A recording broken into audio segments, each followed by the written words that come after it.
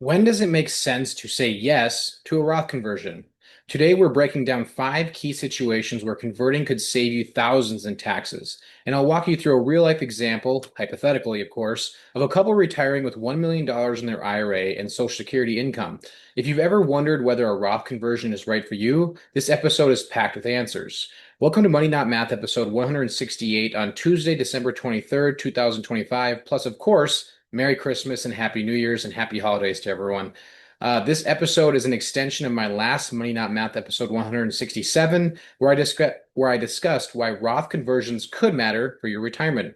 Before we get started into a specific hypothetical example of how Roth conversions can make a big difference for some people in retirement, 5 times that it may be right to say yes to Roth conversions are: one, you're going to lower the normal tax year.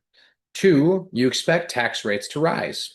Three, you have a long time horizon before needing the funds. Four, you want to reduce future required minimum distributions, or RMDs. And five, you want to lower the tax burden you leave your heirs or legacy. Now let's jump into this hypothetical example of a married couple who both just retired at 65 years old with $1 million in a traditional IRA and both receiving $2,000 per month in Social Security benefits. And remember, this is a hypothetical example, so it's very important that everyone reviews and analyzes their situation specifically before making a decision. So I'm going to share my screen now, and we can walk through this together. If you're listening to this podcast, I strongly encourage you to find the video either on YouTube, Facebook, Spotify. If you're on Spotify, you should be able to watch it. But find the video if you'd like to follow along more closely. Otherwise, hopefully, listening will get you the answers you're looking for. So here's a quick setup. You'll see that, like I said, they have $1 million in a traditional IRA. They are both 65 years old, and I just have them with their retirement expense goal is 8,550. The reason I chose that is because it gets them to an 80% confidence level of not running out of money before they run out of breath. That's a debate for another video, but the point is, whatever number we choose will affect the numbers. This is hypothetical. Hopefully, it's helpful to you. And within that, their income, they each have $2,000 Social Security. Again, extremely unlikely that the two married couples will have the exact same Social Security, but I had to pick something, right? So with that, I have, when we come over here to their retirement picture, they have, apologies, I have the Mr. Roth. He's currently living to be 84 years old. Again, you could pick any number. That's the fun part about the work that I do. Even though black and white answers like 1 + 1 = 2 is much easier for our brains, the reality of it is the future is unknown. So we have to use educated guesses or educated information and advice based on the information we know and what we believe to be true to the future. The reason I used 84 is because according to the Social Security website, if you're 65 years old today and you're a man, your life expectancy is 84.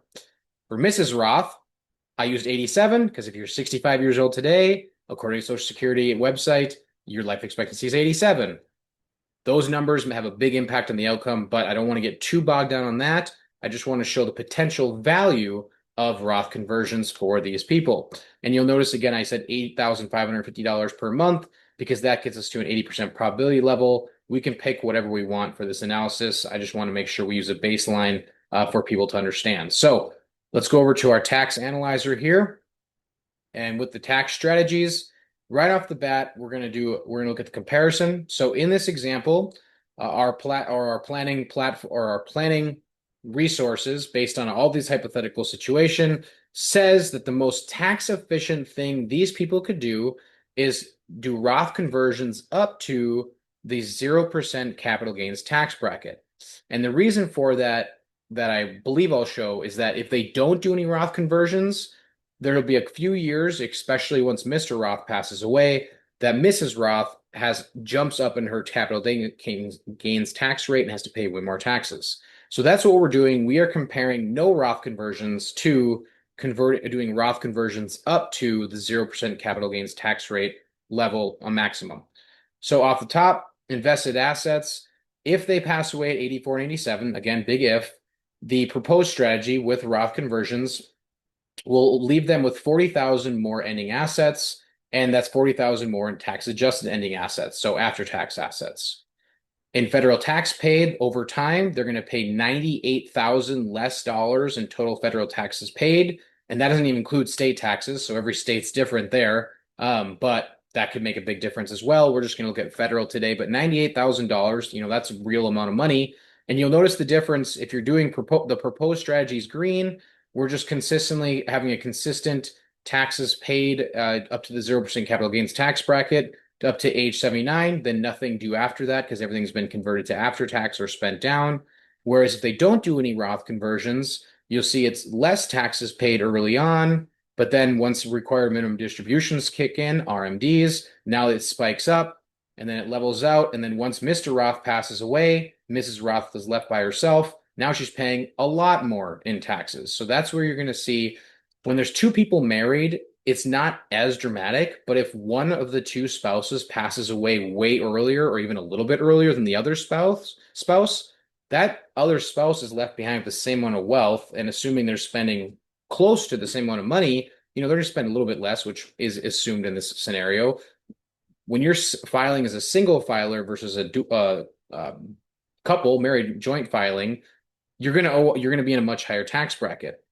And I haven't actually mentioned yet, but it's important to understand your taxable income also has a pretty big impact on your Medicare costs and your Social Security taxes. So I don't get too much into that today, but it's something to keep in mind. Required minimum distributions. This is a big one. So required minimum distributions, RMDs, are when the government comes in and tells you that based on your age and your tax deferred asset level, so traditional IRAs, 401ks, anything that you haven't paid taxes yet, they will actually come in starting around age 73, depending on your birth date, and start telling you how much your money you have to spend, even if you don't want to. So even if you do not want to spend money, they will make you spend or at least convert some amount of that after tax deferred money to after tax money to get some of those taxes from you.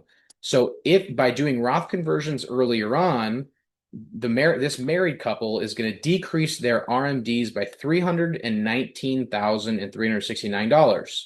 So even though they're going to spend about the same amount, or actually the exact same amount throughout retirement, they have more choice of when, if, and how they do so by not having so much of their money being tax deferred and converting more of that money to Roth and after tax money. That's a big difference if you want more control over your money, because keep in mind, you have no control outside of who you vote for what future tax laws are. So they can update their RMD rules, they can update their tax brackets, they can update their income brackets. The government has that control where we can't predict the future. And that is why one of the reasons to potentially say yes to a Roth conversion is if you believe future tax rates will be higher than current rates. So tax adjusted ending wealth. This is a big one. With no Roth conversions, this married couple is projected to have $585,000 in an ending portfolio. It could be more, it could be less. It's just a projection based on Monte Carlo simulations. It's basically the median. Could be much more, could be less. But the point is, if they have exactly $585,347, none of that is tax free. So all of that's going to be a taxable money that either they or their heirs will owe taxes on. Now, if it's still in tax deferred accounts, which it's not in this example, but if they passed away earlier than expected and they left all of their money to their heirs in tax deferred accounts, the new inherited IRA rules say their legacy, let's say you leave it to one of your kids, they would have to spend that $585,000 over 10 years. So now you're talking about your heirs who you left this money to, and they're grateful for it, hopefully. But now they're going to have to spend about $58,000 a year out of that inherited IRA, which is going to dramatically impact their income tax rates, right? Whereas on the flip side, if they do Roth conversions, their projected ending portfolio is about $625,000. Again, that's totally an estimate. Even though it's a little bit higher, I would almost disregard that because these are estimates. The important point is 100% of that's tax-free. Would you rather have tax-free money or taxable money? If Mr. and Mrs. Roth keep living longer than expected, now they're living off tax-free money rather than taxable money. Or if they happen to die on the exact date that the Social Security Administration projects they will based on their current age and gender, would you rather leave your heirs, your kids, or your legacy tax-free money or taxable money? I think the answer there is pretty obvious. but everyone has to decide for themselves. So those are the main important points of that. And let's just go through a quick summary before I try to wrap this up. Like I've already said these numbers, but just to kind of see them all in the same place, you have 40,000 more tax adjusted ending assets if you do Roth conversions in this hypothetical example. You have about 100,000 less taxes paid. That's a pretty big number. If you're retiring with $1 million, 100,000 is almost 10%.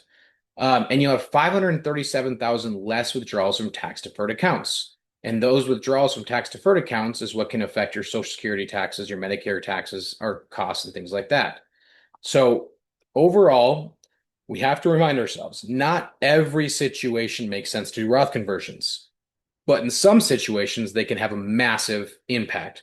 So it's extremely important for you and your loved one, if you're planning jointly or have a married, and you're married, to have these conversations with someone you trust, review your situation, understand your current tax situation, understand your projected future tax situation, understand your Social Security options, your Medicare costs, Social Security plans, and make sure that if Roth conversions do make sense for you, that you can take advantage of them. Now, there's not much time left this year, considering December 31st is the deadline, but it's never too early to start planning for next year. Or if you have a trusted advisor on speed dial, maybe you should give them a call. So thank you for taking the time to watch or listen to today's Money Not Math episode. Please help me provide more value to more people by sharing with a friend, sharing on your social media page, and commenting with a question or thought. Or if you'd like to ask me a question privately or schedule a meeting, please message me directly on the platform you are on or call me at 218-686-3170. Disclaimer, this content is not legal, tax, or investment advice. You should always consult a qualified professional regarding your personal situation. Again, happy holidays. I wish you and your family all the best and have a great day. Thanks. Bye.